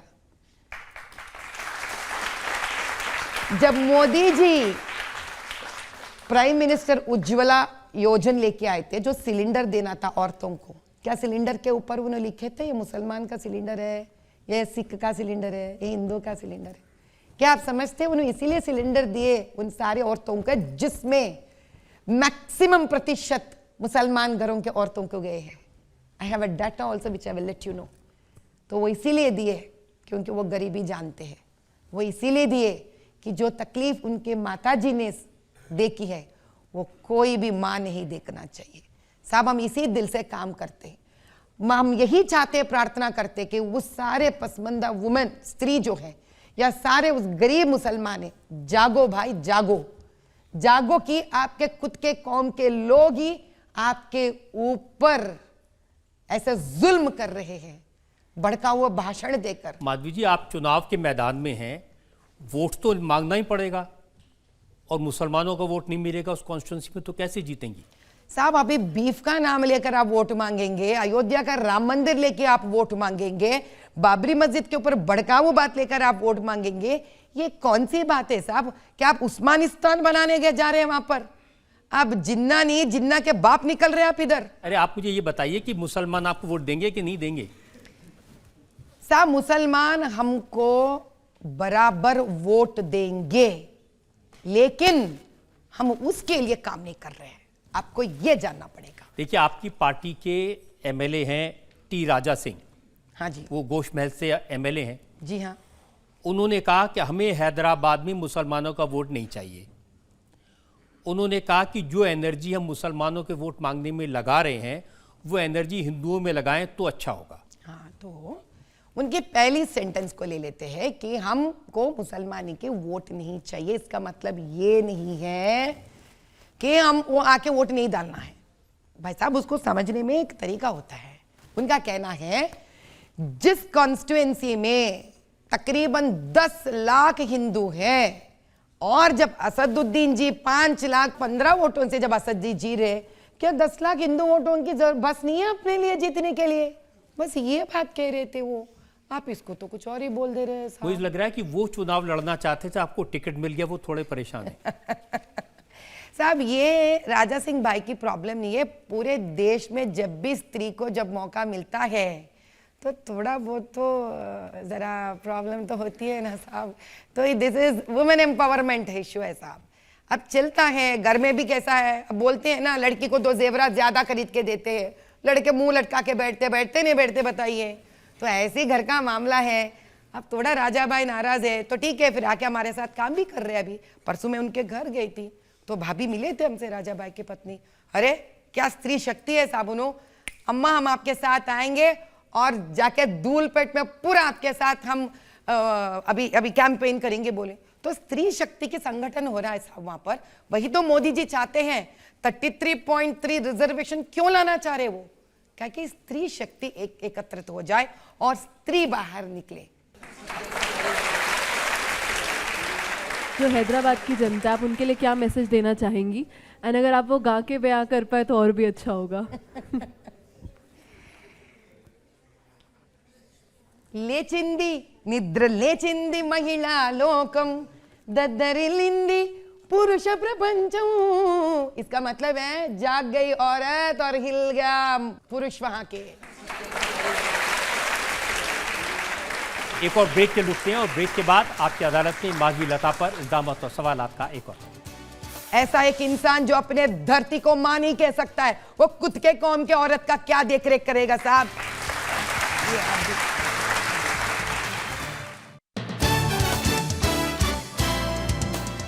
Welcome back. आपकी अदालत में आज हम मुकदमा चला रहे हैं माधवी लता पर। आपकी अदालत में अगला इल्जाम। आपकी अदालत में हैदराबाद से बीजेपी उम्मीदवार माधवी लता पर इल्जाम है कि ये मुसलमानों के घरों में घुसना चाहती हैं। अब देखिए, बीजेपी के लोग कहते हैं कि माधवी लता को तब नोटिस किया गया जब उन्होंने 3 तलाक के खिलाफ एक बड़ा एजिटेशन खड़ा कर दिया। बहुत मुस्लिम महिलाओं को इस बात के लिए उकसाया। अब ओवैसी साहब कहते हैं ये हमारा मजहब का मामला है, हमारे घर का मामला है, ये कौन है हमारे घर में झांकने वाली? ओहो, उनके घरों के लड़कियों को बार बार बेचा जाता है और मजहब का नाम लेकर ये लोग गलत काम करते। कुरान तक ये नहीं कहता है आपको तलाक तलाक तलाक एक साथ कहना चाहिए। कुरान ये कहता है कि पहली तलाक आप निकाह जैसे करते हो उसी तरह से लड़का लड़की इस तरफ लोग उस तरफ लोग बैठकर पहली बार तलाक कहना चाहिए। उसके बाद 3 या 6 महीने के वक्त दोनों को देना चाहिए। एक एक घर के नीचे दोनों को रहना चाहिए, क्योंकि कोई भी मजहब नहीं चाहती कि एक बनी बनी शादी को बिगाड़े। तब ही नहीं बनता है तो दूसरी बार कहना चाहिए, फिर उन्हीं लोगों के सामने, और 3 महीने के बाद तीसरी बार तलाक कहना चाहिए। अब आप बताइए, जब ऐसा उसूल है कुरान में कि 9 से लेकर 12 महीने तक कोई तलाक 3 बार नहीं कह सकते हैं, उसके बाद भी उनको उस सारी चीज लौटाना चाहिए लड़की को जो उन्होंने शादी के दरमियान लिए हुए हैं, और इसके बाद बच्चों के लिए, बीवी के लिए भी उनको, जो जिनसे तलाक हो गई है, उनको गुजरने के लिए कुछ पैसे रकम देना पड़ेगा। इस जगह पे अगर लोग दलाल बनकर ट्रिपल तलाक लेके आकर अपने फायदे के लिए मुसलमान लड़कियों को बेचते हैं, ये लोग अपने फायदे के लिए इनको पसमंदा रखते हैं, अपने फायदे के लिए ये लोग लड़कियों को बड़ा होने नहीं देते हैं, अपने फायदे के लिए ये लोग लड़की के शरीर से व्यापार करते हैं। बताइए साहब, ये कैसा उनका हक बनता है? ये डेमोक्रेसी है साहब? टू द देखिए माधवी पीपल। जी, अब कुरान शरीफ उनकी, शरीयत उनकी, कानून उनके, लड़कियां उनकी, निकाह उनके, शादियां उनकी, आप कौन है बीच में बोलने वाले? I am the citizen of this country who keeps the right to interfere into the pain of any woman or any citizen of this country. अब उनका इल्जाम यह है कि बीजेपी की तरफ से साहब, उन्होंने आर्टिकल 19 के बारे में अगर किसी ने पार्लियामेंट में देखा, उन्होंने जोर जोर कर चिल्ला कर आर्टिकल 19 के बारे में बताए थे। If you go through his speech in parliament, he says Modi भाई ने एक ही बात, they have done an amendment, the girl should get married at the age of 21, ताकि लड़की इस प्रकार की ट्रिपल तलाक रहने दीजिए, या कोई और गरीब या गांव में लड़की की जल्दी शादी हो रही है, बाल विवाह, तो उससे बचने के लिए लड़कियों को खुद का निर्णय लेने के लिए शादी का उम्र 21 के, इसको पकड़कर आर्टिकल 19 उठाते हैं। आर्टिकल 90 में कहीं पे भी ये लिखा हुआ नहीं है the freedom is for living relationship, freedom is for sex, freedom is for do marriage whenever they want. Article 19 कहती है you can have professional freedom, right to expression, right to speech. ये नया लाके कहां डाल दे रहे आप लाए ना नया यूनिफॉर्म सिविल कोड, यूसीसी, हाँ जी, जिसके तहत लिव इन के लिए भी कानून है। ओवैसी साहब जब आपकी अदालत में आए थे तो उन्होंने कहा ये हमारे बच्चों के बेडरूम में झांकने वाला कानून है। अभी यूनिफॉर्म सिविल कोड में बेडरूम कहां से आ गया साहब? अभी ये तो मेरे समझ के बाहर है। अभी यूनिफॉर्म सिविल कोड कहता है कि जिन औरतों को मायके में लड़कों के बराबरी में प्रॉपर्टी या ऐसा कुछ भी नहीं मिल रहा है, उनका हक बनता है बिना मजहब देके लड़की को भी लड़के के बराबर मायके में हर हक मिलना चाहिए। अब ये बेडरूम कहां से आया प्रॉपर्टी में? अच्छा, वो कॉट और बेड देने के बारे में बात कर रहे हैं। नहीं, देखिए उनको लगता है ये जो सारे कानून हैं, हाँ, चाहे वो 3 तलाक का हो, चाहे वो यूनिफॉर्म सिविल कोड का हो, या 33.3% वुमेन रिजर्वेशन हो, चाहे सीए हो, ये सारे के सारे मुसलमानों को परेशान करने के लिए ये कानून लाए जा रहे हैं। असद जी औरतों के पीछे पड़े साहब, वो औरतों को ऊपर उठना नहीं चाहते। जिन व्यक्ति को औरत के आंसू पहुंचना रहता है ना, वो सबसे पहले आगे बढ़कर उनके तकलीफें, उनके दिक्कतों के बारे में स्वयं पार्लियामेंट में बात करते हैं। ऐसा कभी बर्ताव नहीं करते हैं जब प्रधानमंत्री स्वयं कहते हैं कि पसमंदा मुसलमान और हर मुसलमान औरत को इज्जत दीजिए, समानता दीजिए, और ये बीच में आते हैं कि नहीं मिलना चाहिए। तो किसके द्वेषी है साहब? वो इसलिए उनको लगता है कि ये ऐसे सब जब कानून आएंगे, सीए आ जाएगा, कुचलने के लिए औरतें नहीं मिलेंगी इनकी। हमारी शिनाख्त और हमारी पहचान पर सवाल उठेंगे, मुसलमान की पहचान खत्म हो जाएगी इस देश में। केवल असद जी की पहचान निकल जाएगी। तो वो ये कहना चाह रहे हैं कि मुसलमान औरतों की तरक्की नहीं होना चाहिए। वो ये कहना चाह रहे हैं कि मुसलमान औरत को स्वेच्छा नहीं मिलना चाहिए। वो तो कहते हैं कि मैं चाहता हूं कि हिजाब पहनने वाली लड़की इस देश की प्राइम मिनिस्टर बने, और बेनजीर भुट्टो नहीं पहनेंगे। उन्होंने सब बिना बुर्का पहने, बिना कोई फेस मास्क, बिना कुछ पहने बेनजीर भुट्टो जी वहां पे प्रधानमंत्री बनेंगे। और सऊदी अरेबिया में मिस सऊदी अरेबिया आ जाएगी। Do you know that? अभी सऊदी अरेबिया में मिस सऊदी अरेबिया के कंपटीशन चल रहे हैं। तो वो कौन सा इस्लाम के कंट्री है साहब?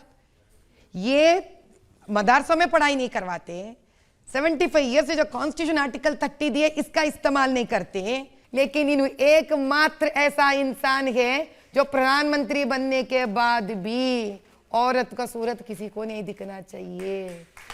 वाह वाह, इसीलिए कहती हूँ रजत साहब, ये ऐसा एक इंसान है जो कहता है मेरा मुंह से भारत माता जय नहीं आएगी। ये ऐसा इंसान है जो कहता है मेरा गर्दन पे चाकू रखो फिर भी मैं भारत मां नहीं कहता हूं मैं। ऐसा एक इंसान जो अपने धरती को मां नहीं कह सकता है, वो खुद के कौम के औरत का क्या देखरेख करेगा साहब।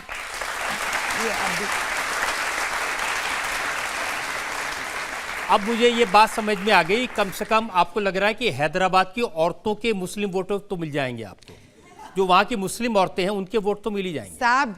जिसको इनसे बाहर निकलना है ना, वो फौरन हमको वोट डाल देंगे। जनता में से लोग एक दो सवाल ले सकते हैं मजीद। मेरा प्रश्न आपसे ये है कि अभी हाल ही में ओवैसी साहब मुख्तार अंसारी की मृत्यु के बाद उनके घर गए थे मातम पुरसी के लिए, इसके बावजूद आपकी पार्टी ने उसे सियासी मुद्दा बना दिया, ऐसा क्यों? अब उन्होंने वहां क्या कहा था ये मैं आपको बता देता हूँ। जी कही बताइए। वो जब मातम पुरसी के लिए गए जी साहब, तो ओवैसी साहब ने कहा इंशाअल्लाह इन अंधेरों का जिगर चीर कर नूर आएगा, तुम हो फिरौन तो मूसा भी जरूर आएगा। बहुत बढ़िया साहब।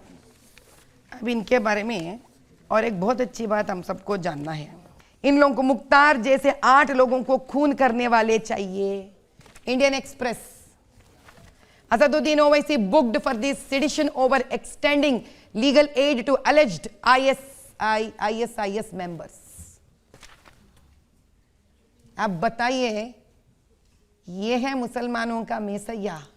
उन्होंने कहा कि कोई आदमी गुमराह हो गया था। अच्छा, उसके ऊपर केस चल रहा है। 8 कत्ल कर गुमराह हो गया। अरे यार, तो ये तो छोड़ देंगे तो और कत्ल करते वहीं गुमराह ही फिरेंगे। और इसका मुख्तार अंसारी से तो कोई लेना देना नहीं है। मुख्तार अंसारी तो उस इलाके से पार्लियामेंट के लिए भी चुने गए थे। अगर ISIS मेंबर्स को क्या बोलते हैं मदद देने वाले असद जी 40 साल से अगर जीत रहे, तो 8 खून करने वाले मुख्तार साहब अगर जीत जाते हैं कहीं से, तो कौन सी ताज की बात, कौन सी बात है साहब कि we have to really be worried about it. इसीलिए कहती हूं Asad is not the B team of BJP. आपने मेरे मुंह की बात छीन ली है। असद, मुख्तार अंसारी, ये सारे लोग एक दूसरे के बी टीम हैं और एक दूसरे के लिए ये लोग काम करते हैं। और पूरा इल्जाम लेकर ऐसे अच्छे शख्स, ऐसे नेक लोग जैसे मोदी भाई हैं, अमित भाई हैं, जो अच्छा काम करना चाहते हैं देश के लिए, बिना कोई मजहब को बीच में लाते हुए, उनको बार बार उनके ऊपर ये लोग इल्जाम लगाना चाहते, ताकि कोई भी मुसलमान ये ना समझ बैठे कि सही में असली मैसैया और असली जो इंसान उनके लिए है वो मोदी भाई है। आप कहते हैं ये औरंगजेब के रूल से भी बदतर है। हाँ, अंग्रेजों के रूल से भी बदतर है। लगता है कि ये दोनों भाई मिलकर रूल कर रहे हैं। जी हाँ जी। तो चेंगीचेरला में क्या हुआ?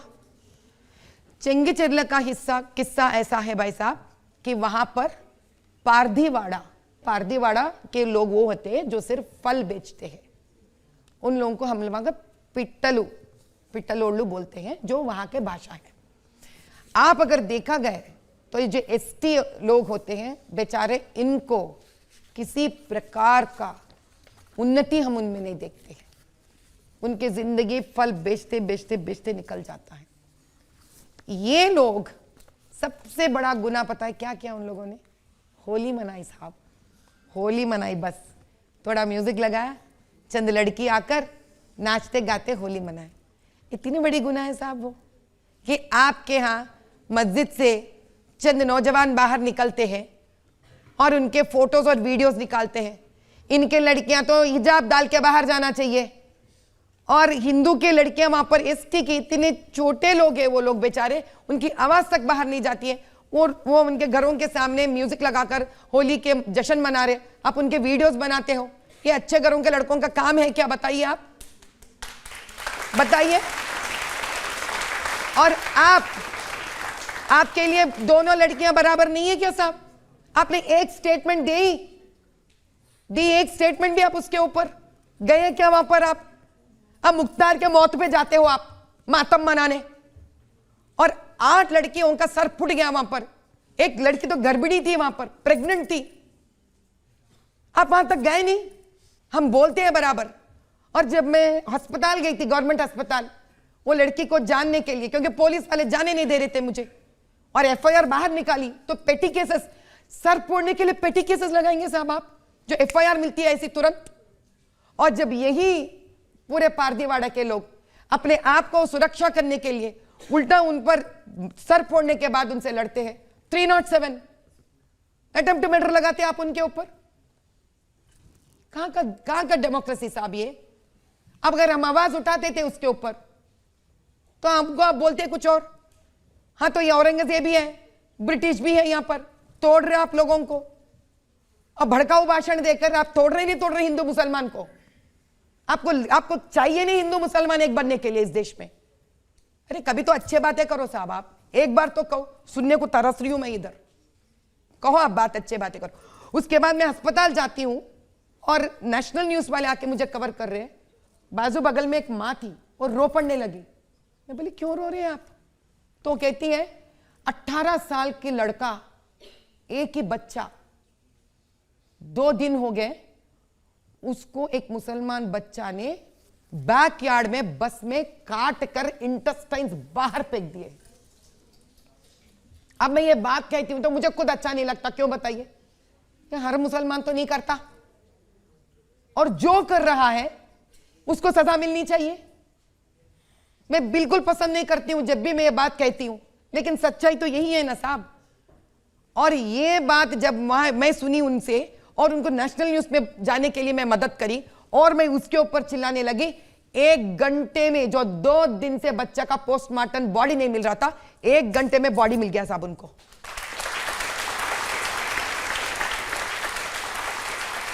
अब जब हैदराबाद में आप लोकसभा का चुनाव लड़ रही हैं, ये सारे इश्यूज आप लोगों के सामने रख रही हैं, चुनाव जीतेंगी तो लगता है कि आपको कुछ भला कर पाएंगी वहां के लोगों का? कुछ भला क्या साहब, आज तक अंधेरे में है, रोशनी में लेके आएंगे हम कॉन्स्टिट्यूएंसी। सूरज उगता हुआ सूरज का उजाला दिखाएंगे हम, उसको दिखाएंगे उन लोगों को कि इतिहास बनाएंगे हम कि इस भारत देश में हिंदू और मुसलमान भाई भाई बनकर रह सकते हैं। ये अब्दुल कलाम जी का जैसा बने से देश है ये। अब की बार हम दिखा देंगे, 400 पार हैदराबाद से करेंगे हम लोग।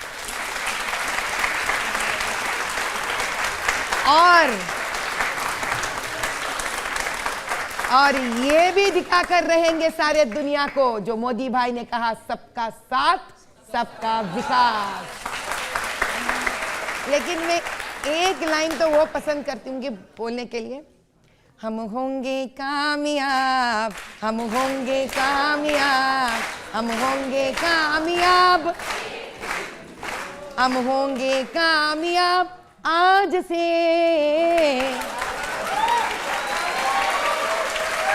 ओहो मन में है विश्वास, पूरा है विश्वास, हम होंगे कामयाब आज से। हम चलेंगे साथ साथ, डालें हाथों में हाथ, क्योंकि सबका साथ परफेक्ट। चलिए यहाँ एक और ब्रेक के रुकते हो। ब्रेक के बाद आपकी अदालत में माधवी लता पर इल्जाम और सवाल का एक और। ये लोग बाहर आकर पॉलिटिक्स में बोलते हैं ये डेंगू है। साहब मैं कह रही हूं, जिस धर्म को डेंगू बोले ना, उसी से किसी ना किसी दिन प्यारे हो जाएंगे।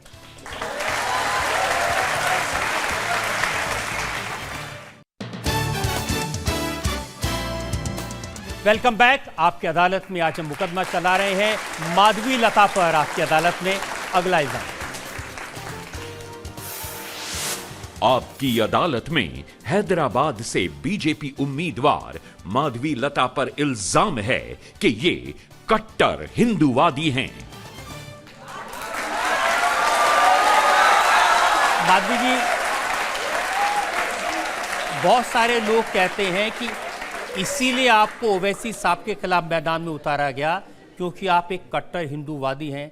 हम इसीलिए कट्टर हिंदूवादी है क्योंकि हम ये मानते हैं मानव सेवा ही माधव सेवा है। हम कट्टर हिंदूवादी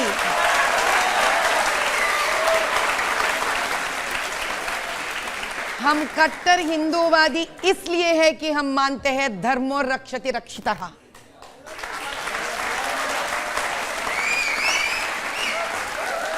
लेकिन आजकल जो तमिलनाडु के जो नेता हैं, हमने उदयनिधि मारन की बात सुनी, उन्होंने कहा कि सनातन को तो उस तरह तक खत्म करना चाहिए जैसे हम डेंगू और मलेरिया को खत्म करते हैं, सर्वनाश कर देना चाहिए। उदयनिधि स्टालिन जी को पहले पता है क्या करना चाहिए? अपने घर में जाकर बीवी और माता जी जो घर में रोज पूजा कर रहे हैं ना, वो पूजा गदी को पहले खाली करवा दीजिए। आप पहले बीवी और माता घर के अंदर बेटे और पति का संरक्षण के लिए रोज आरती उठाती है, और ये लोग बाहर आकर पॉलिटिक्स में बोलते हैं ये डेंगू है। साहब मैं कह रही हूं, जिस धर्म को डेंगू बोले ना, उसी से किसी ना किसी दिन प्यारे हो जाएंगे।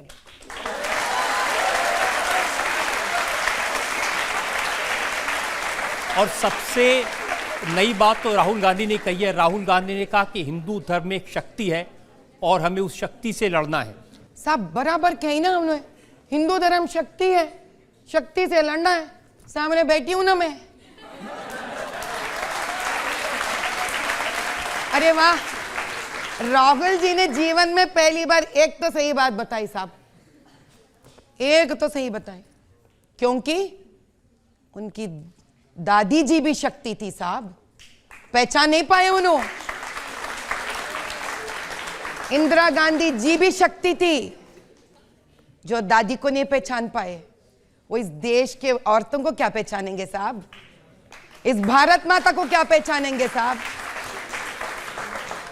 देखिए, उन लोग का कहना है कि मोदी जी इसी हिंदू शक्ति को इकट्ठा करके वोट लेना चाहते हैं। अयोध्या में राम मंदिर में जो प्राण प्रतिष्ठा हुई, इसको बीजेपी का शो बना दिया पूरी तरह से। साहब ये लोग इटली में मिलकर बोफोर्स का गफला कर सकते हैं, ठीक है, इनका जायदाद है ये। और अकबरुद्दीन जी गुदगे मस्जिद तोड़कर बाबरी मस्जिद बाबरी मस्जिद बाबरी मस्जिद बोलते रहेंगे। और बचपन में ना टोपी लगाई इन्होंने, ना मुंडवाया कुछ भी। तो अभी आते हैं ये सब करके मुसलमान बनने के लिए।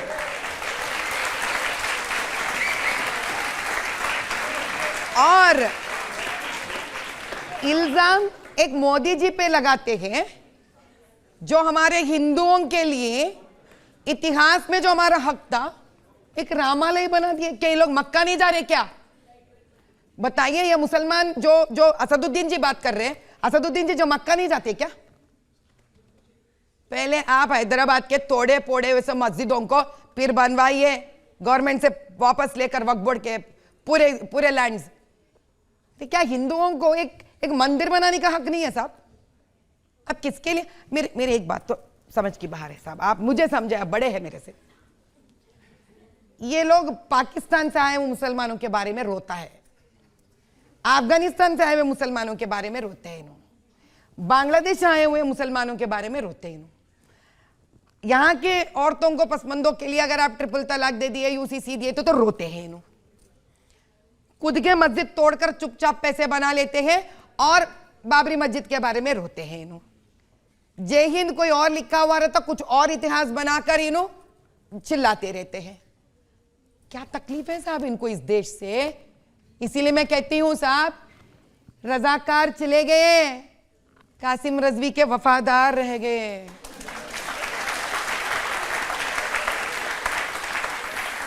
साहब जब तक ये भी चले नहीं जाते इस देश से, यहां के मुसलमान का तरक्की नहीं होती है साहब, मैं बता रही हूं, यहां का मुसलमान का तरक्की नहीं होती है। तो कब भेजेंगे आप इन्हें? साहब एक बार अभी देखते रहिए, ये हार जाएंगे। सिर्फ यहां पे नहीं, सिर्फ हैदराबाद लोकसभा पार्लियामेंट में ही नहीं, भारत देश में जहां जहां ये जा रहे हैं ना, हिंदुओं पूरे और मुसलमान भी पूरे एकत्रित हो जाएंगे और इनको हरा कर रहेंगे देश में पूरा। पब्लिक में से सवाल ले लेते हैं। हाँ, हैदराबाद से के कविता इस समय तिहाड़ जेल में है। उनका कहना है कि सियासी साजिश के तहत उन्हें गिरफ्तार किया गया है। आप क्या कहना है, क्या वो बेकसूर है? इतना जब शोर मचा है कविता जी का ईडी का अरेस्ट, तो ये किंग्स ग्रुप जो असद को इतना पीछे से बैकअप कर रहा है, गाड़ी तक दे रहा है, उसके शास्त्रीपुर में घर तक बना के दिए, उसका फंड करते हैं, ये ईडी बाहर क्यों नहीं आया बताइए आप? इसीलिए क्योंकि वहां के जर्नलिस्ट डरते हैं ऐसा असद से। साहब ये बहुत बड़ा दुनिया है, यहां पे बहुत जोते रहते हैं। सवाल कोई किसी पर पूछे आप उसको ओवैसी साहब से कनेक्ट कर देती हैं। उन्होंने के कविता की कविता की बात की थी, आप इसमें ले आए। अब के कविता, क्योंकि कविता जी के पिताजी जो केसीआर साहब है, असदुद्दीन जी जो एएमआईएम के प्रेसिडेंट है, मामू बांजे है साहब। आप समझ नहीं रहे बात। वो तो खुल्लम खुल्ला बोलते हैं मैं मामू बांजा मामू बांजा मामू बांजा। जब मामू बांजा का रिश्ता है तो सभी मिला हुआ रहता है ना साहब। अब आप ही बताइए, मैं तो बहुत छोटी हूँ इन लोगों से, क्योंकि नए नए आई हूँ पॉलिटिक्स में, मैं क्या जानूँ मामू बांजा का रिश्ता। अब कोई नहीं कहेगा कि आप नई नई आई हैं। हमने सुना है कि आप बहुत ही प्यारे भजन गाती हैं, तो अगर आप एक इतनी बातों के बाद एक प्यारा सा मीठा सा एक राम भजन गा देती तो शो की शोभा और बढ़ जाती।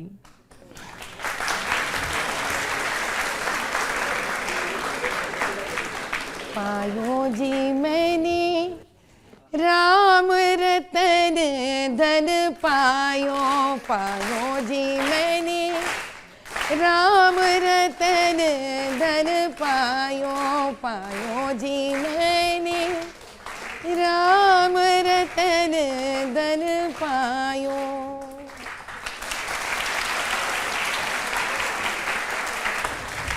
माधवी लता जी, हमने आपसे हर तरह के सवाल पूछे और आपने बड़ी बेबाकी से सब सवालों के जवाब दिए, और ये कोई नहीं कहेगा कि अब आप राजनीति में नई नई आई हैं। आपने तो बिल्कुल फुल फ्लेजेड पॉलिटिशियन की तरह जवाब दिए हैं। हम एक ब्रेक के रुकेंगे और ब्रेक के बाद सुनेंगे आपकी अदालत में आज की जज सोनल मानसिंह का फैसला।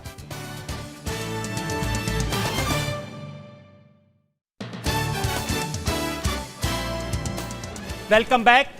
आज हमने मुकदमा चलाया माधवी लता पर। राजनीति में नई हैं लेकिन राजनीति को अच्छी तरह जानती हैं। हमने उनसे उनके बचपन से लेकर उनके एक्टिविज्म तक हर सवाल पूछे। उन्होंने बड़ी बेबाकी से जवाब दिए, सफाई से जवाब दिए। अब वक्त है आपकी अदालत में आज की जज जानी मानी डांसर सोनल मानसिंह के फैसले का। हमने सुना था कि पत्थर फेंको तो आईना टूट जाता है, लेकिन आज जाना कि ये समाज का आईना पत्थर को भी तोड़ देगा। और अग्निशिखा, द्रौपदी को अग्निशिखा कहते थे।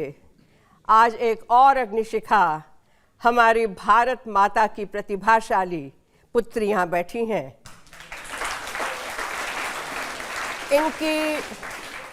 इनकी सारी बातों में सच्चाई झलकती है, आत्मविश्वास झलकता है और इस भारत भूमि के गौरव की गाथा झलकती है।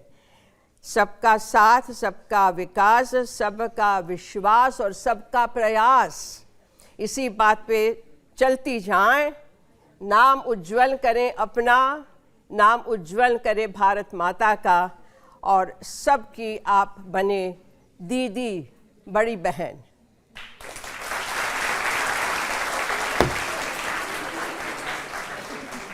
इस विश्वास के साथ कि माधवी लता इसी तरह से जनता की आवाज़ उठाती रहेंगी, गरीबों के लिए सेवा करती रहेंगी, और आने वाले चुनाव में उनके लिए मुकाबला कठिन है, मुकाबला ओवैसी साहब से है। हमारी शुभकामनाएं उनके साथ हैं, वो इस चुनाव को इसी शिद्दत से लड़ें, सफलता हासिल करें। मेरी मुलाकात आपसे होगी अगले हफ्ते एक नई शख्सियत के साथ। तब तक के लिए नमस्कार।